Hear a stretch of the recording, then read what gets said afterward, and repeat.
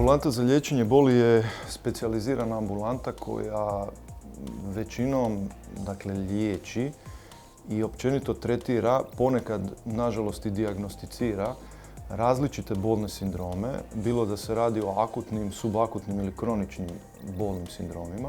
Najčešći bolesnici su svi oni bolesnici koji imaju kronične, recimo, lumbalni, torakalni i cervikalni sindrom koji zapravo čine i 90% naših problema, kronične glavobolje koje su većinom također nedefinirane, zatim razna neuralgična stanja, dakle sva ona stanja koja su povezana sa bolestima živaca ili živčano uzrokovana. Potom najčešći su isto problemi koji nastaju i nakon određenih operacija, recimo znaju zaostajati nekakvi bolovi još uvijek da se nisu izliječili. Ono što je bitno za naglasiti da u specijalnoj bolnici Sveta Katarina naši bolesnici mogu dobiti na jednome mjestu zapravo kompletnu uslugu, kompletni asortiman. Postoji revolucionarna metoda koja većinom se sad već ustalila u kliničkoj praksi da ne moramo koristiti lijekove, nego možemo koristiti plazmu dobivenu uzimanjem krvi od samoga bolesnika. Ta ista plazma se u za to specijaliziranim uređajima pročišćava, oslobađa nekih sastojaka i takva ista vraća odnosno na bolno mjesto. Time mi dobijamo zapravo da se na tom bolnom mjestu mogu nekakve određena vezivna tkiva, tetive, zglobna čahura, pa čak i nekakvi živci mogu jednim dijelom oporaviti. To opet nije sve moguće, ali značajno moguće poboljšava stanje nekakvih bolesnika i njihov možda brži oporavak, osobito nakon nekakvih ozljeda ili postoperacijski ili tako dalje. Metoda sama po sebi je relativno sigurna i obzirom da se koriste zapravo autologni dijelovi od samih bolesnika, za njih je relativno maleni rizik. Ujedno se koriste i prave farmakološke metode, ono što u narodu zovemo blokade. Dakle, blokada se sastoji od injiciranja lokalnog anestetika i kortikosteroida.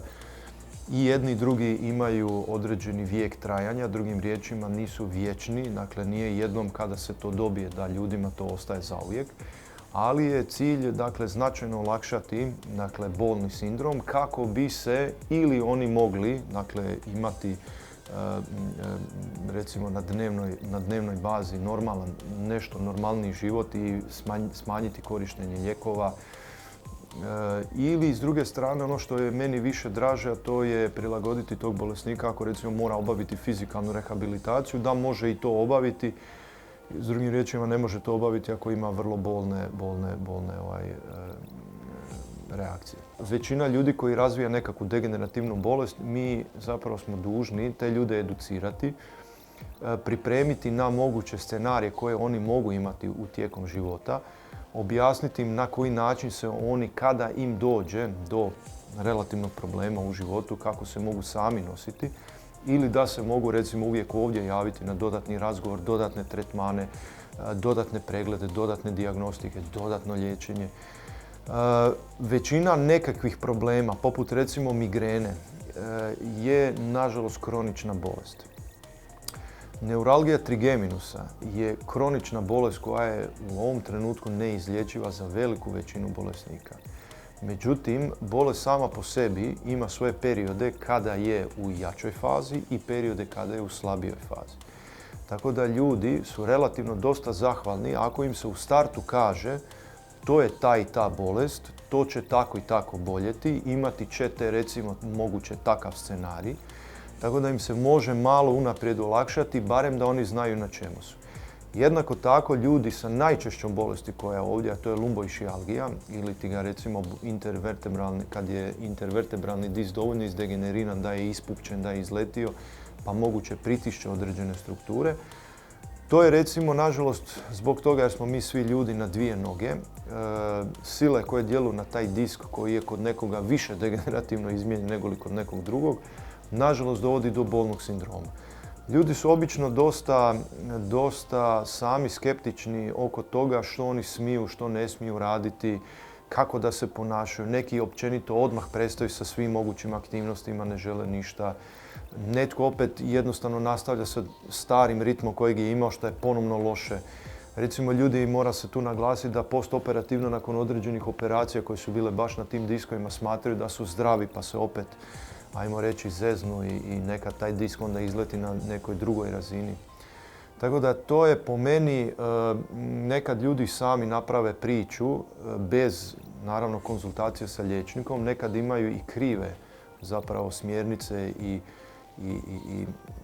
mišljenja drugih specijalista koji možda u tome nisu dovoljno se specijalizirali pa im ne znaju reći ono ispravno kako postupati.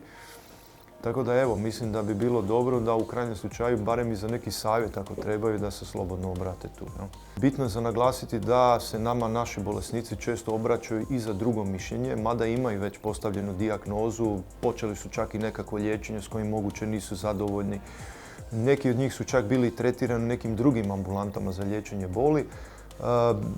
Ja pozivam da ako kojim slučajem imaju nekakve nedoumice ili žele razjasniti dodatno neke stvari, ako i sami ili im nije bilo dovoljno razjašnjeno, da se mogu obratiti u specijalnu bolnicu Sveta Katarina, u naš centar za liječenje i suzbijanje akutne kronične boli sa punim povjerenjem. Čak je moguće dogovoriti da se i multidisciplinarni tim uključi u sve ovo, obzirom da sada nije nekada moguće doći na vrijeme do svih potrebitih specijalista koji su za to bi trebali biti involvirani, a ujedno možemo ponuditi na jednome mjestu i dijagnozu i liječenje i savjetovanje.